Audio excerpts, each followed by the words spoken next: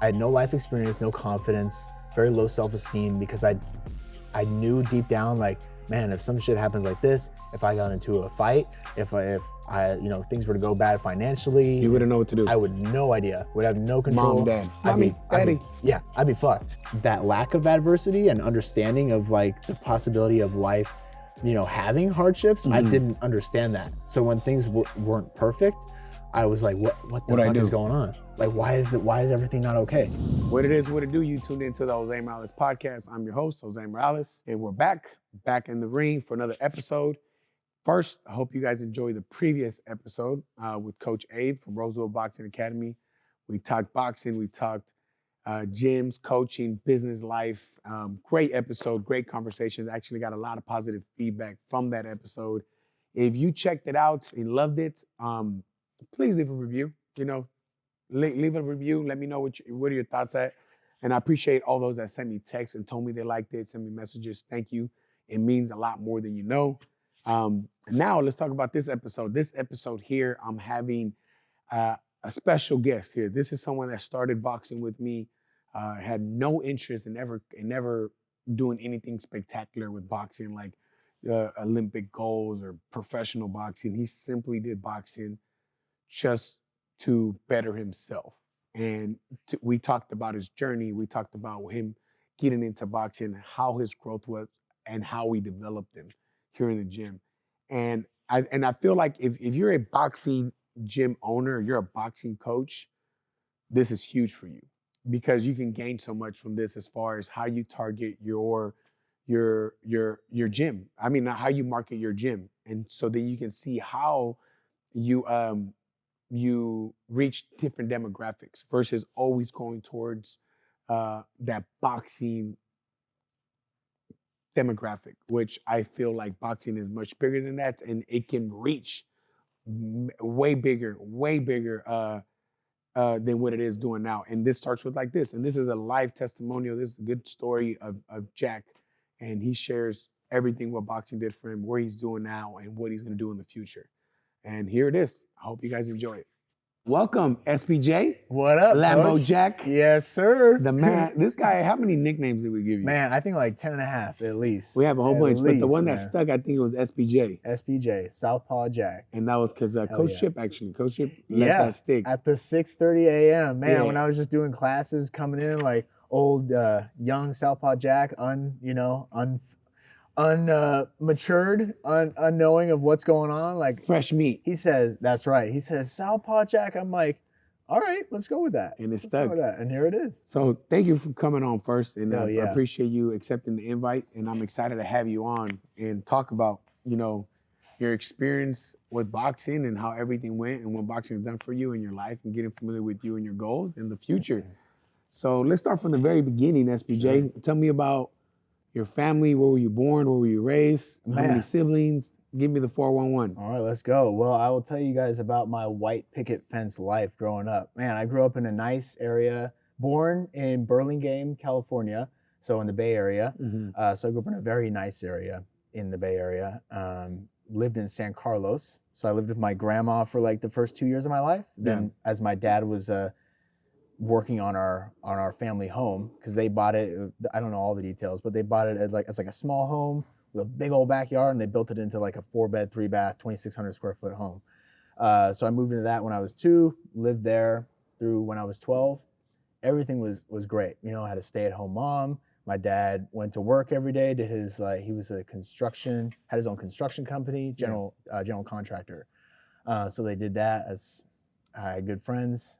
My grandparents were around, got to see them every week. That's cool. Really just like You had both grandparents? So mom and dads? I do. I still do. That's awesome. Very luckily, yeah. That's a blessing. It's great. And I still get to see them all the time. So it's hella fun. That's cool. But and then your sister, you said you have a sister, right? Yep, younger sister. How much younger? 5 years. Yep. Almost exactly. That's cool. Yeah. So what was your upbringing like? What kind of adversities did you have? Yeah. Tell me about that. Honestly, that's kind of what I was going to go into. When I was younger, like up until I would say like age 12, 13, even into my mid-teens, I didn't have much adversity. Like I really didn't, like to be quite honest. And great, No That complaints means your about parents that. did well They did very well. raising you. I mean, that's a good thing. Yeah. Shout out to mom and pops. Let's go. Exactly. Yeah. There's still- This is. I think that's what every parent's goal is, to make sure your kid has a good life. a great life. Right? Yeah. And it sounds like they did that. Oh, I did. Mhm. I did. I had a great life, great friends, great family. Like, always had little vacations here and there. Like, we went to Hawaii, went on road trips, we went down to San Diego. It's not like we were balling out of our minds. Yeah. Obviously. But you were doing good. You're all right. Yeah. well I off. mean, yeah, you're well off. You're not fucking millionaires, but you're good. Exactly, like upper middle class. Yeah. So that was like my upbringing. But as great as it was, when I got to like my later teens, that lack of adversity and understanding of like the possibility of life, having hardships, I Mhm. didn't understand that. So when things weren't perfect, I was like, what the What'd I fuck do? is going on? Like, why is everything not okay? Why is everything not going exactly as I want it to? You know what I mean? That's a good fucking point, SBJ. Yeah. Because and as a coach, I see it. As a father, I see it. Yeah. Where you see parents shelter their kids, Yeah. and then you could only shelter them for so long. Right. There comes a point where you can no longer shelter them. Exactly. And what happens to them when you can no longer shelter them? And I think that's why it's important that you let your kids fall and face adversities. Yeah. And I think it's better to let them when they're young, Yeah. when you have control to how they react to it, Yeah. versus sheltering them all as long as you can. And then now they're 20s, maybe even 30s. 24. 20, you know what I'm saying? Yeah. And when all sorts of things could happen, which now you really don't have the control. Yeah. So that's huge. Thank you for sharing that. That's a good catch. Of course, man. Hey, you can talk about whatever you want. Yeah. So yeah. then what happened there? So you started feeling that where you didn't know what to do when things weren't perfect. What did you do? That was about age 16, where I started to feel like really just like uneasy about life, like very guilty about like who I was, very shameful. I was in those low vibration states where everything was just like, oh man, like I suck at this, I suck at that. I'm no good. Like I have no confidence, low self-esteem. Yeah.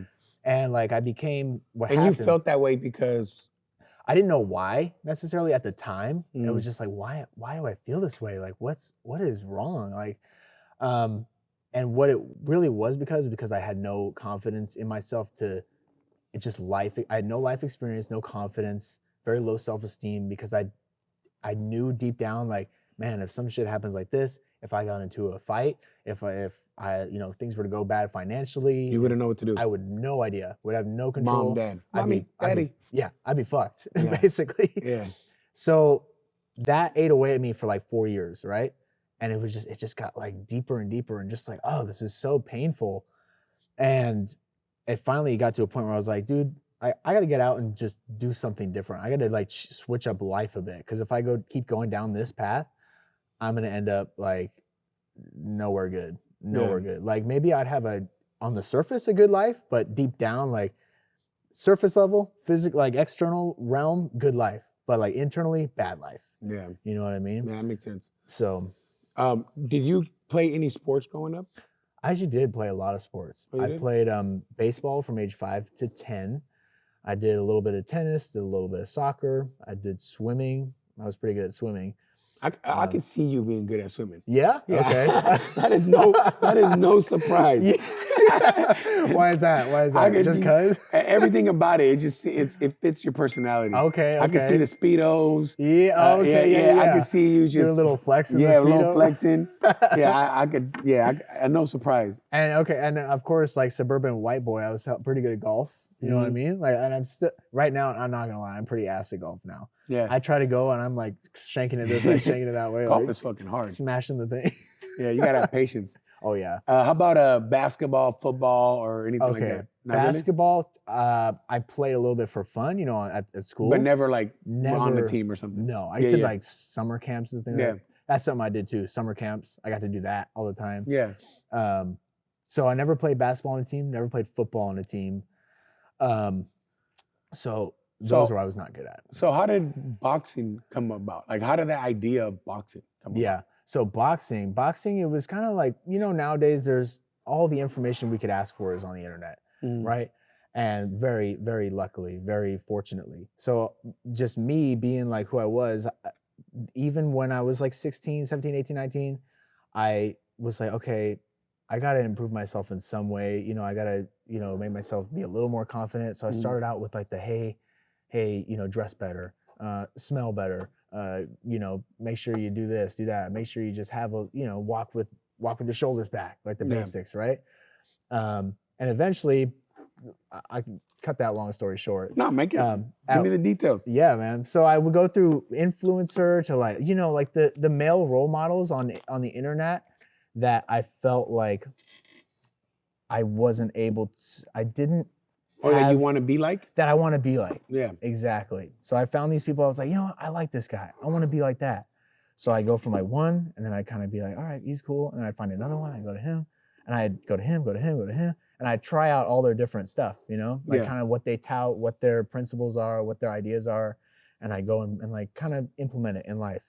And they all helped in great ways, you know? Mm-hmm. But boxing came into play when I found Andrew Tate. So he was a big one for me. I was like, wow, this guy is like, he's so out there. He's like super, like, he's aggressive. Who's Andrew like, Tate? So he's this guy, him and his brother. So him and his brother, they were like, they lived in, I think, like England. They came up from a tough background. They had no money growing up. And then they ended up moving to America. His dad died. Basically, they're just like, in a way, imagine like the young man's like dream reality. That's like their life, and they put it all on the internet, basically. Like they're out there drinking, partying, have hella girls, they're driving fast cars, they're traveling, they're running businesses, they're super like very, very overly confident and very just like out there. Yeah. Very strong energy. Well, you know what I mean? So what about him drew you to boxing? How did that connect with boxing? So he was a kickboxer. Mm. I don't know I can't remember the details, but he was like some type of world champion kickboxer, Andrew Tate, and his brother was as well. Mm. So I would listen to them all the time, and they're like, hey, if you're a man, you got to get out there and you got to learn to fight in some way. It doesn't matter what it is, like boxing, kickboxing, Muay Thai, wrestling, jiu-jitsu, something. Just get out there, learn to fight, and like do that shit. Mm-hmm. And like that connected with me, because like me growing up, my sheltered lifestyle, I was like, damn, I can't fight. I've never been in a fight. Like, shit, am I like a little bitch? Like, who am I? You know? And I was like, you know what? I got to get out there and check out some boxing gyms or like UFC or something. Mm-hmm. And so soon after I heard him say that, well, I watched one video in particular where he said, if you're gonna pick one combat sport, just pick boxing. It's like the most like traditional. It's very like simple in terms of like you're not doing all this wild like spinning, kicking. Like if you're gonna get in a street fight, it's probably gonna end up being boxing. You know, like keep yourself off the ground, hit someone, and then you run away, type of thing. Mm-hmm. I'm like, all right, that makes sense. So, like soon after that, I decided to look up gyms in the area, you know, here in Roseville, and I saw there was UFC, and they did boxing. I went to go see what they're all about, and they're like, yeah, we do boxing like Mondays and Wednesdays at this time, and I'm like 2 days a week, only at like one time during the day. I'm like, I can't do that. I had to be in here like every day. So then right after that, I saw like, oh, there's this place called Jose Morales Boxing Academy. I'm like, damn, they only have 5-star reviews? I'm like, that's dope. So I go in, I come in here, right where we are right now, and Dina's at the front. She says, hey, what's up? Like, welcome in, like, da-da-da-da-da. Here's what we're about. Like, why did you want to start boxing? Like, here's like what we got. Here's what we do. And then you came over and you said, hey, what's up, man? Like, how you doing? You know, with your typical energy, like, hey, what's up, sunshine? Yeah. What's up, sweetheart? Yeah. No, I'm playing. Literally. So you come over, you walk me through the gym, you took me on the tour through the gym. You're like, yeah, man, I know like boxing can be intimidating. So like, you know, just take it slow, come in, like do your thing, learn, and go from there. And I was like, damn, I love this place already. Yeah. So I signed up, like, I think it was like the next morning, started classes like the next week. And then here we are. The rest is history. The rest is history. I want to ask you this. What if you came into this boxing gym or just any boxing gym and you would have went and that gym was very intimidating, would you still sign up? Ooh, at the time, hell no. Probably not, right? Hell no. Yeah, if it was intimidating. Like, let's say you walk in, everyone's mugging you. Oh, no one says hi. No, hell you know, no. so you see guys freaking fighting and there's like 3 people, right? No, I would not say Yeah, that. exactly. Hell no. And the reason why I bring that up is that was one of my goals with the gym. Yeah. It's like I feel boxing is targeted to a certain demographic versus like when it's boxing. Obviously, there's fitness boxing where it's more fitness and they target everybody. But when it's boxing, they target a lower class and if you don't know how to fight or you're not from the hood, you're not this, I don't want you here. And if you are there, they don't invest time in building you up. Right. Does that make sense? Exactly. Yeah. Totally. So that was my vision when I did the gym is I want to make sure that everyone can feel welcome and everyone can benefit to boxing because that's something that could happen. Yeah. And that was really my goal. That's why I really want to emphasize that. And if I would have never done that,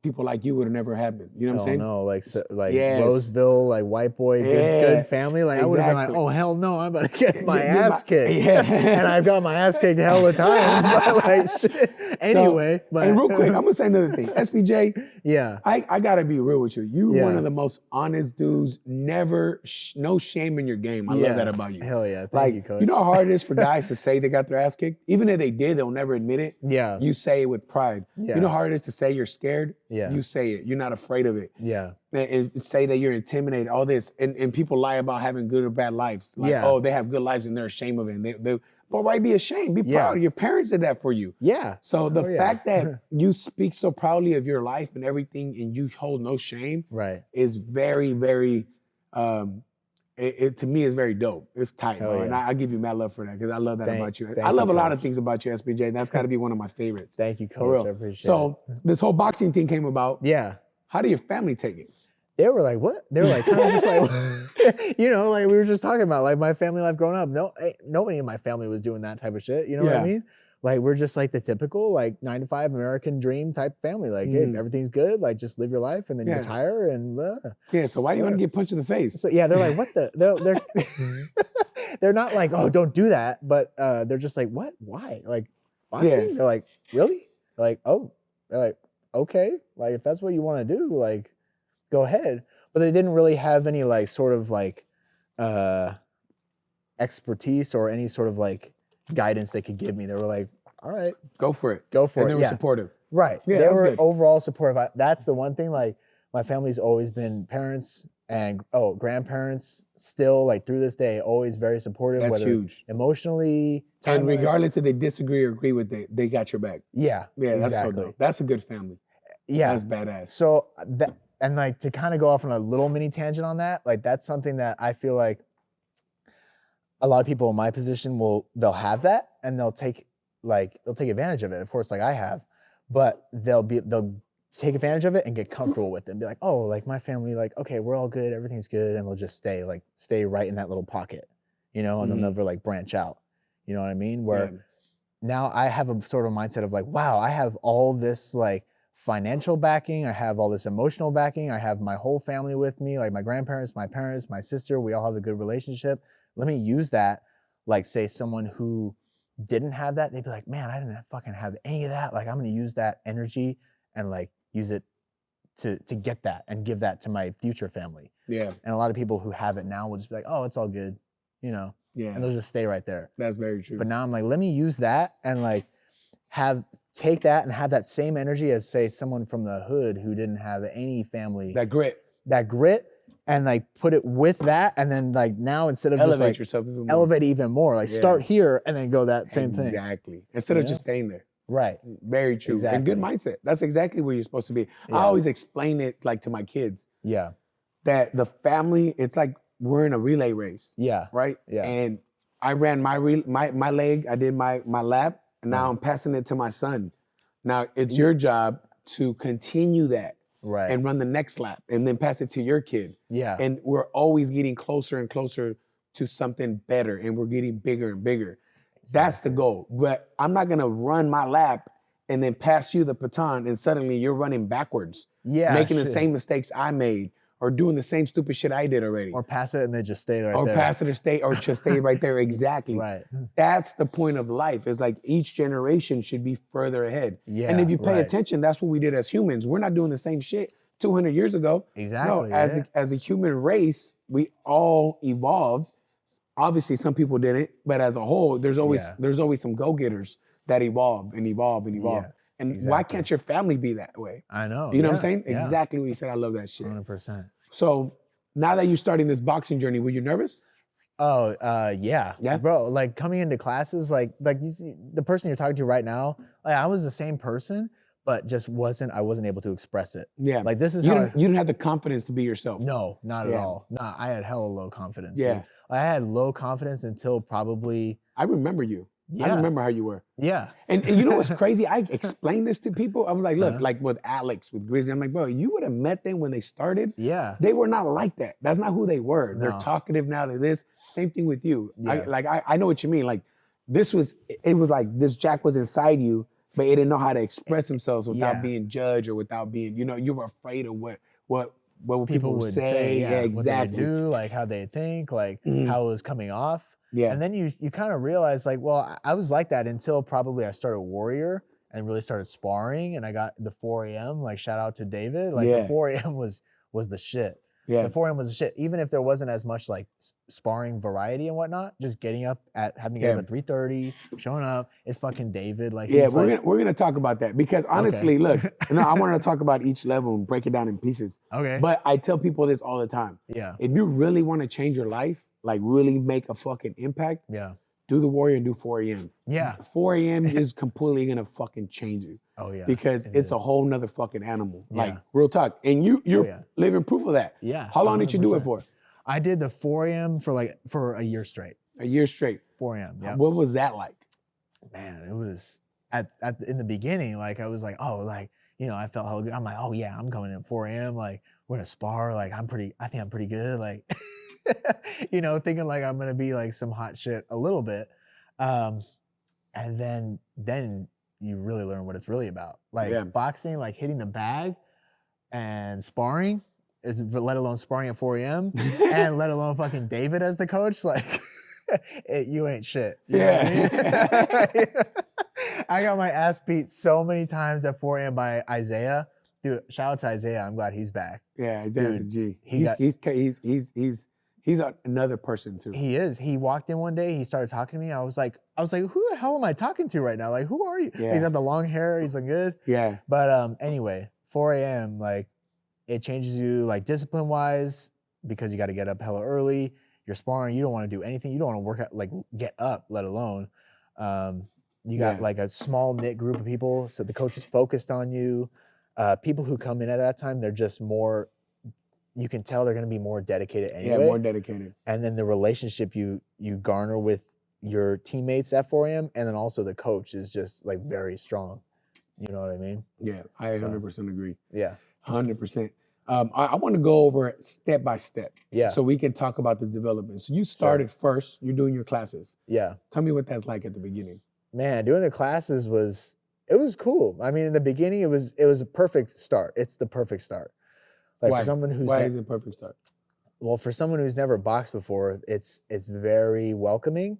It's very fun. It's very like, hey, like, it's not overly serious as if you're trying to compete. Unless the coach kind of sees that like potential in you and they start maybe like poking you a little bit. Yeah, exactly. You know what I mean? Which like I know you did it for me, David did it for me, like Alex and Antonio did it for me. But it's just they meet you right where you're at and then like push you just a little bit beyond where you're comfortable. Yeah. Which is, I think, the way to, I got so many thoughts in my head. I'm trying to like say all this at once, but like. Say it, go.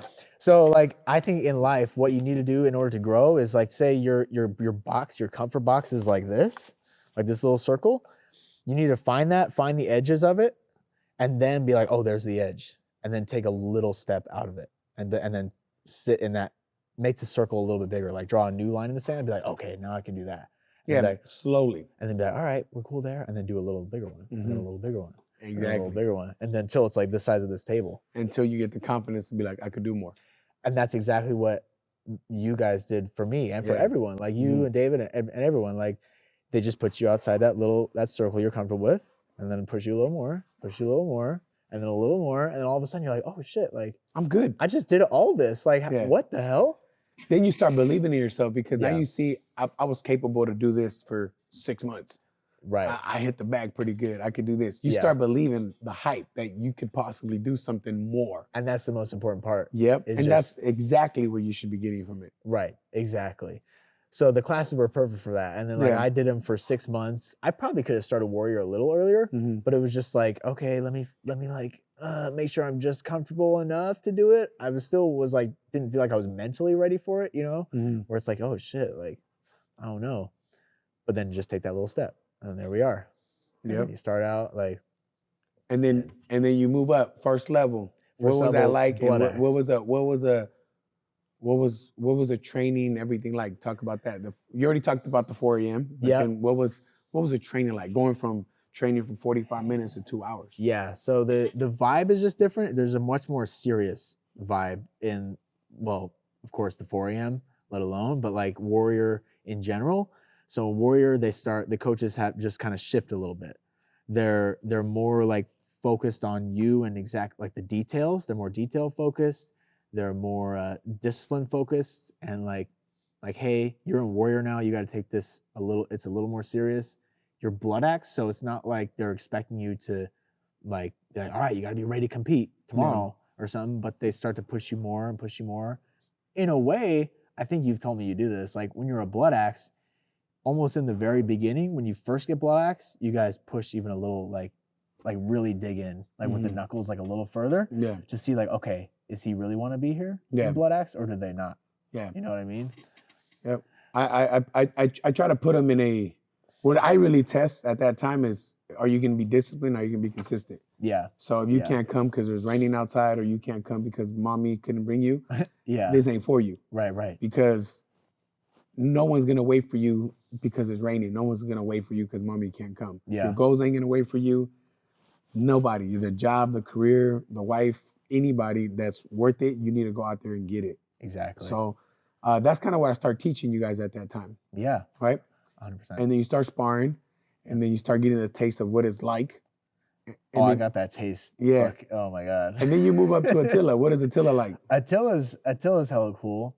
I feel like that's like because I made it to Impaler at the end, but like Attila is very cool because like you get the experience of more extra sparring now. You get more rounds. You're getting a little more confident because you're getting better. Mhm. You're learning the combos. You've been there for a while, so you kind of feel like you're in a flow with it. Yeah.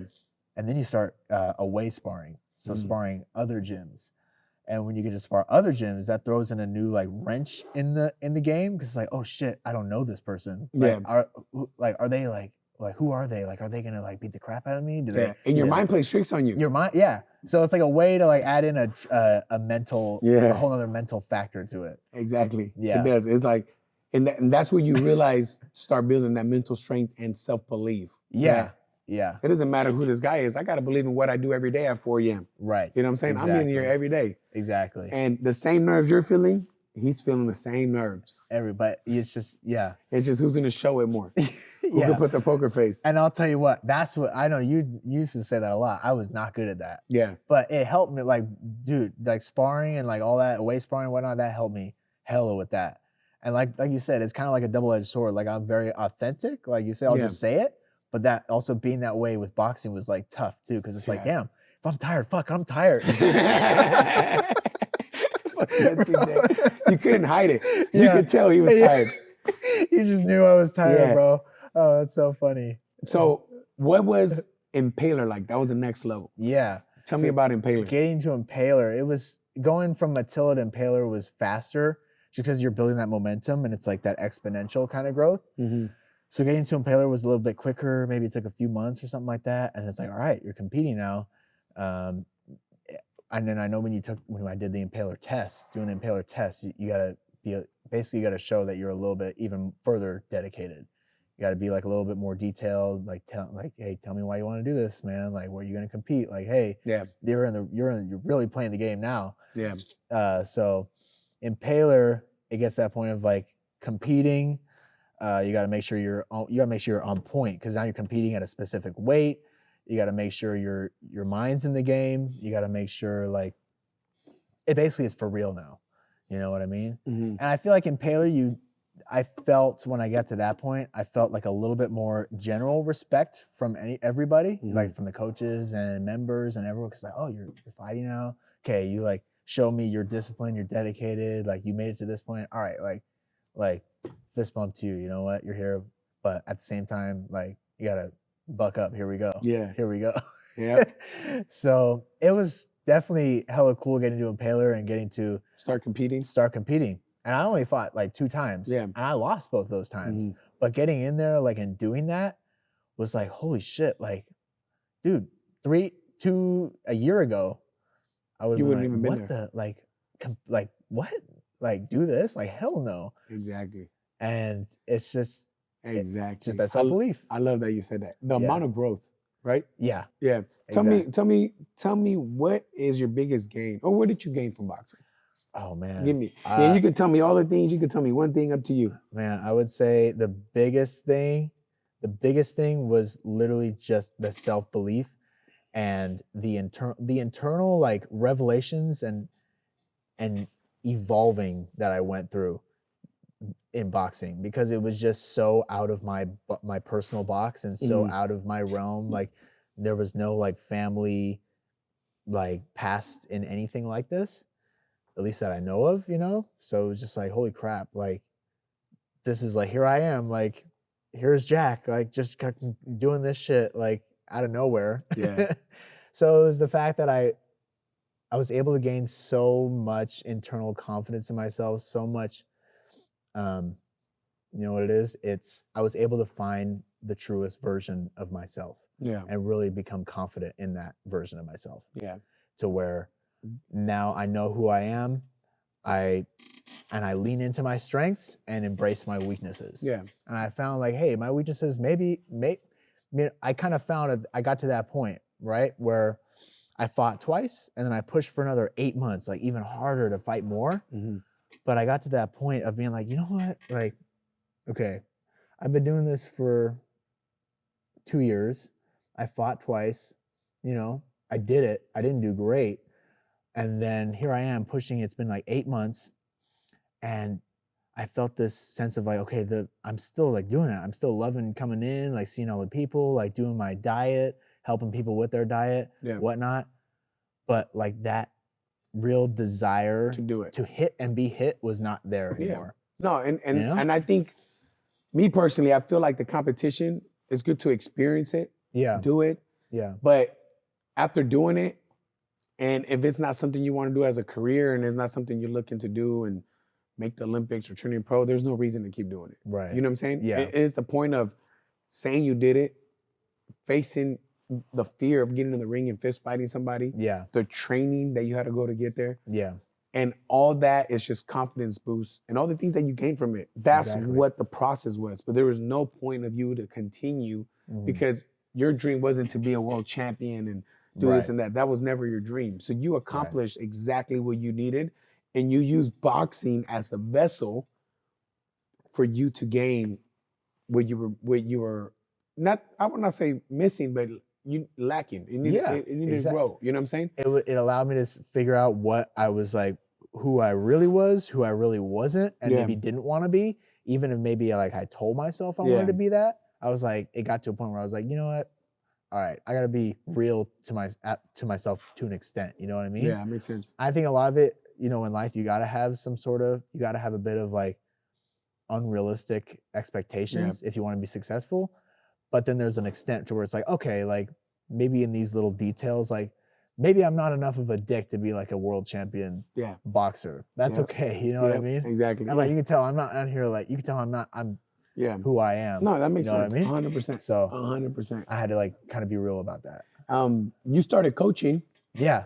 What was coaching like? What did you gain from coaching? Tell me about that. I think coaching was like literally the perfect like kind of finale to, in a way, my boxing career, to where I was able to now take everything I just learned the last 2.5 years and give it and show it to everyone else and show them how they could do the same exact thing for Mhm. themselves, you know? Yeah. And whether that was boxing skills itself, just very like straightforward, like here's how you throw a 1-2, here's how you throw a quick 4, Yeah. or, you know, the deeper stuff that really, what I really enjoyed, like the one-on-one, like the deep conversations, Yeah. the fact that people now would come to me like, hey, you're a coach, can you tell me, like, Yeah. instead of just being like, oh, he's just a member, like Mhm. now I have like the title of coach. And now people are like, oh, okay, so I can talk to him about this. And maybe they would come to me for one thing, like, hey, like, can you really just show me how to like to get this technique down? Like, I just can't do it. And then we would kind of like work on it, but then we'd have like a deeper conversation, and maybe like a deeper issue would arise, to where then we could have a real like man-to-man conversation about something maybe that's going on in their life, or something that they, you know, are working on emotionally, or what have you. Yeah. That those moments would be the best. Yeah, that's awesome. Like the fact that it was boxing, like cool. I like teaching boxing, but like what I really enjoyed about it was just literally sometimes if we would just sit on the edge of the ring right just there talk. for an hour and just talk. Just talk. And, It's yeah, that camaraderie. I still do that with everybody. Yeah. No, Yeah. it's super good. Yeah. What are your future goals? What are you doing now? What are your future goals? Yeah, so what I'm doing now, I'm a real estate agent now. I've been doing that for about 3.5 years. So when I was doing all this in boxing, I was still doing that. But I found in boxing, you really do have to give like everything to it. Mm-hmm. Even just when you're just training and sparring, not even fighting it, which I didn't realize I was giving everything to it. And when I decided to step away and focus on my career of real estate, instantly like all that energy that I was giving to boxing now transferred to real estate. And I was like, holy shit, it's just working now. Like it just wasn't happening before, and now it is. Yeah. So it's like that singularity of focus and the energy you gave to it. Exactly. Yeah, exactly. I tell people this all the time. It's like you can't be serving 3 different careers. Yeah. You know, you got to give it 100% to one if you really want it to be successful. Yep. Otherwise, you're gonna half-ass all of them. You're not getting nothing from nothing. Dude, I was like an eighth assing everything. Yeah. I was doing like 8 different things. I was like real estate, Uber, working at a bus boy, doing DoorDash, doing real estate, doing coaching, training. Like I was doing all that shit. And while also dieting and cutting down like the lowest weight I've ever been in, eating 1 meal a day. Yeah, you're crazy. But that's a dedication. Found my limit though. Yeah, which is important. Something happened recently, and I really wanted to touch on this. Yeah, you said you wanted to start. Now that you're 100% on real estate, you're doing all these other things. Yeah, you called me, and it's something that was very important to you. That you wanted to donate to a charity, and you wanted to be. You wanted to donate to church, and you didn't know what church or what charity, and then you're like, you know what, I know one. Yeah, the gym. Yeah. Why was that important to you? Bro, that was very, very important to me, and we talked about it, because when you gain some sort of skill, some sort of specific point in life, when you've learned something, you can't keep that shit to yourself. Yeah. If you just let it all like fester inside, and you just try to hold that shit from everybody, it starts to eat away and rot inside of you. You know, you gotta. It's that energy has to come in. Like wow, like I've become this new person, and now instead of just holding it all here, you got to give it back to others. You got to give it back in some way, whether it's monetarily, time wise, or energy wise. Like that's what I said one time. Time, money, and energy are all forms of currency. If you spend them with the wrong intention, it's a waste. Yeah. No matter how much it is. If you spend it with the correct intention, it's an investment. Yep. And now that I'm not coaching anymore, and now that I'm not here physically giving my time and energy, it's like, okay, how can I still give back? While I'm still, I want to give all my time and energy to this thing here, but I still want people to be able to have an opportunity, on my behalf to go through their own journey with boxing and life. So I was like, yeah, you know what? Let me start donating to the gym. Let me give a certain amount of money every month to the gym. So maybe someone who isn't at that point where they can, cough up however much they need a month to train, to go through the coaching, to go through this journey themselves.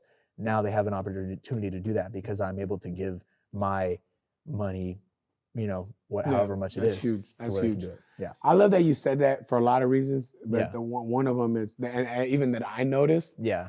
anytime I give, there's sometimes I give more than I should, and I Yeah. give a lot, Yeah. but with good intentions, and sometimes like maybe I shouldn't have gave that much. But I've always realized, and this is true, when I give a lot, for some Yeah. reason I get blessed in like 2-3 times more. 100%. So it's like it's crazy how that works. I give, and then suddenly, boom, I get back. So that's why I'm a huge believer in that. Also, like, oh yeah. and being giving, and it's not always money. It could be a lot of things, but definitely setting forth for somebody else, and be Yeah. caring, Exactly. 100%. Because in the end, we're all like, I think something that is unfortunately like pushed in today's society is we're all different. Yeah. Like, oh, you're black, I'm white. Mhm. You're a man, I'm a woman. Or Yeah. you're a woman, I'm a man. Pause. No, I know what you mean. Like you're this, Yeah. you're young, I'm old. And there's a poor, lot I'm of tensions. Yeah. That you don't have to like this person, or Yeah, all this. And right. and to be real, I've noticed this too.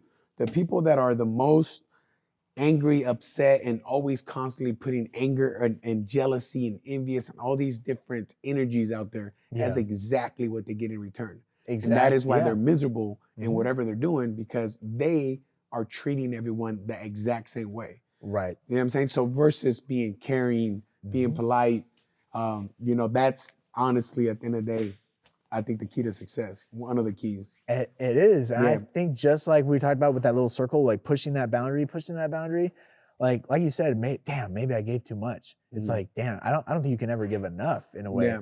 And you can't give enough, and if you can never give enough, you'll always get enough. I don't know how to say that right. Yeah, But yeah. like when You don't got to worry about it. you give, yeah. It'll be set. Just have faith that you did the right thing. If you did it with good intentions, don't worry about it. Care, but don't worry. Yes, Yeah. exactly, 100%. All right, let's get into some fun questions now. All right, let's get it. Now that we got SBJ in the building. Oh shit. Tell me something about SBJ not that many people know.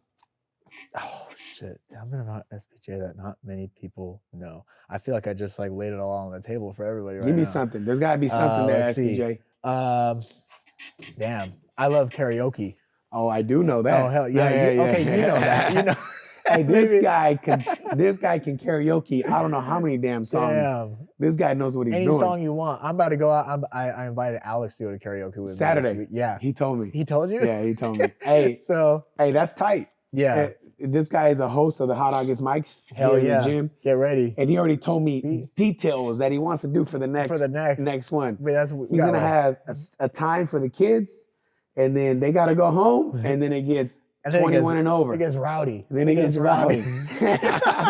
So this is the guy that's creating that. That's good. That's good. All right, give me your favorite restaurant to eat. Ooh, favorite. Oh, hands down, Back 40 Texas Barbecue. Oh yeah. In Have Auburn. you been there? I've never been there, but I've seen it. Okay, I'm talking. Is there one? I don't know if there's one It's in on Auburn. Kirby. It's on There's- Kirby, right? Kirby, Riverside? yeah, Kirby and Riverside. Yeah, I it's know on. where it It's is. like I've seen it hella times. it's You on can like- see it from the freeway. yeah, it's like on its own damn street. It's on Mhm. its whole street to itself, basically. Orlando is the name of Yeah, the street. Orlando, exactly, bro. That place is the best. I've been there like Why is it the best? for one, like you go in there, it's clean. It is clean. Like you go in there and you're like, damn, like this. You expect to walk into like this Back 40 barbecue and kind of be like, they're a little like, Mhm. fuck it. Like it's not that, put together. But you go in, there's nice tables, they're cleaned off. The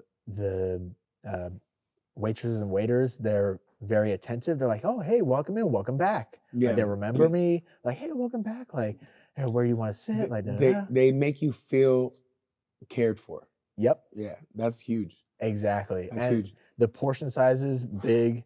If I'm like, hey, like, look, I don't want this. Can I substitute this instead? And they're like, I got you. Yeah. They won't charge you extra. Like, don't tell them I told you that. Shit, I'm just giving away their secrets. It's like, oh shit, about to get him in trouble. I gotta go. I've never been there, and I've seen it multiple times. Let's go, bro. Let's go. I'm gonna tell you something. You know how I judge restaurants, though? Yeah. I always go to the bathrooms. Okay. If their yeah. bathroom's dirty, the kitchen's dirty. Ooh, that's a good one. And the bathroom's dirty, kitchen's dirty. I That like means that. their food is Yeah. probably So I always go to the bathroom. Well, their bathroom is clean too. Yeah, no, I feel you. If you said the whole restaurant's clean, I'm pretty sure the bathroom's clean too. Yeah. But I always go to the bathroom. It's just check. Oh hell no, that shit's filthy. I'm out. Let's go. I'm like a restaurant bathroom connoisseur, dude. We go in and I'm like, all right, I gotta go wash my hands, and I wash my hands, check myself in the mirror. Oh shit. Make sure my goatee is on point. Yeah, just in case the waitress. Just make it. Yeah, just to make sure you never know. Yeah, no wonder she doesn't charge you to switch it. For real though. Yeah. I know. Okay. I know You know how it is. You know how it is. So tell me, how can we stay in contact with SBJ? Man, you guys can just call or text me directly. Shoot, my number is 650-701-5474. I gotta say this gotta be the first person to ever put their phone number on blast like this. This guy don't even care. Just put that shit on there right now. My phone number is this. You do real estate though, so your stuff is blasted everywhere. It's blasted everywhere already. And then also, honestly, like the last thing I want to talk about is real estate. Like I tell people, like real estate's cool. Like I enjoy doing it, but like the thing that I like about it the most is just the fact that I get to interact with people. Yeah. I don't honestly. I literally told my real estate partner the other day, best friend of mine. I told him like, man, I can give a fuck about real estate. I just enjoy like talking to people and like, having a cool relationship with somebody. Yeah. You're a people person. Yeah, exactly. That's amazing. So there, and then Instagram, the real estate frontman, or my more personal account is True Jack of Hearts. Yeah. Why that? How did that come about? So that was like, I was like, what's a name that can just like, kind of embody like how I feel about life? And I was like, okay, it can kind of make a pun on like a deck of playing cards. Like there's the Jack of Hearts, and I'm like, okay, that's pretty cool. And I put the True Jack of Hearts because there's multiple, there's multiple card decks in the world. There's a lot of guys named Jack, maybe whatever. But I was like, I'm a true Jack of Hearts. Like I'm Jack, and I put my heart into everything I do. Yeah. And like when I do something, I really want to fucking do it. Yeah. No, I agree. Fits you. That's Hell yeah. tight. Is there anything else you want to add to this? Damn. I would say, honestly, I'm really into the deeper meaning of life and the like things you can learn from life, and just learning about like yourself as a person. Like I'm very like introspective in a way, and I like connect it with the world quite a bit, which was why like boxing helped so much with that, because you said it yourself, like boxing will teach you who you are. Like that helped me a fuck ton, and I'm always looking to grow like spiritually. And something I've found recently is that I tell people is there's no such thing as being balanced. There's no such thing as making it, or I've made it. Like, hey, I made it. Like I made it in life. Like I'm good. Or there's no such thing as being done. You're always balancing. You're always working towards something. Nothing has ever worked out. Like, hey, it worked out, and that's it. It's always working out. But that's the fact. That's the idea. You have to, for one, believe that everything is always working out in your favor. Everything will always pan out for you in the end. You are always being loved, but never think everything is done, because once you believe you're done, that's like the only done is dying. Dead, yeah. But in a fact, like in a sense, like I believe in reincarnation. So I think even when you die, you ain't done. And like you're gonna either come, whatever it is, if you come back right away, if you stay up there for a while, if whatever it is, like just like the life that you're living now is gonna affect that next life. Yeah, I do. So, I agree. Nothing's ever done. Nothing's ever done. That's cool. Yeah, that's tight. That's definitely a first two right there. I never had an add-on that was spiritual like that. Hell yeah, bro. We could do a whole other podcast on that. Let's do that. Sounds good, SBJ. Well, hey, thank you for jumping on, man. Thank you. It was a pleasure talking to you, man. Absolutely. I'm super proud of you. I love seeing you on IG and seeing what you're doing. And, Hell yeah. And I know you can do great things in life. And whoever cross paths with you is gonna be blessed by your presence and your friendship. So hey, you know what, Coach? There's one thing. To all you guys out there, I love you guys. I love you, Coach. Scotty behind the camera, I love you, bro.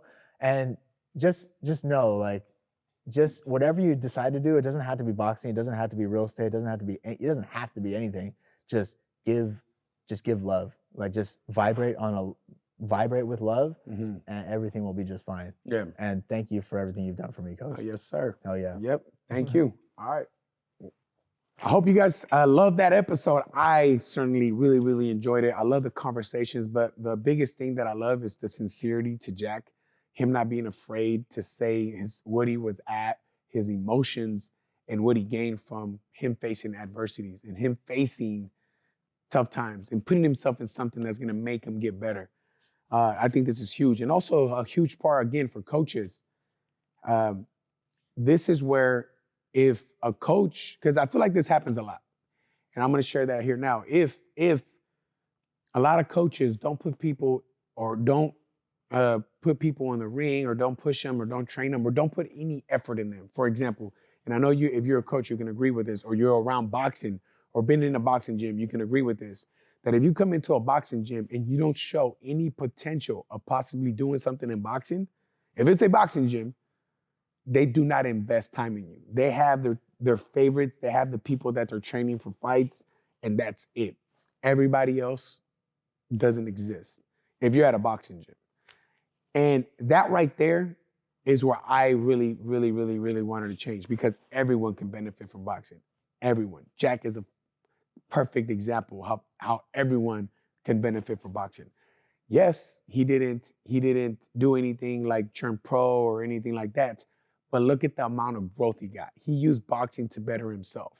And if I, as a coach, had too big of an ego to help this guy and not put him in the ring because I was scared of losing, because I was scared of seeing what people think of me because I lost, this guy would have never experienced that, and this guy would have never had that growth. So that is right there something I hope you really took away from this episode and paid attention to that, is how you can get somebody that had zero interest in boxing and slowly develop them into something much greater than they were when they first walked through your doors. So that's my tip to you, all the boxing coaches for sure. And definitely if you have a boxing gym and a business, that's a huge tip right there. I hope you guys enjoyed this episode. Like, share, leave a review, and I'll see you in a couple weeks. I'm out.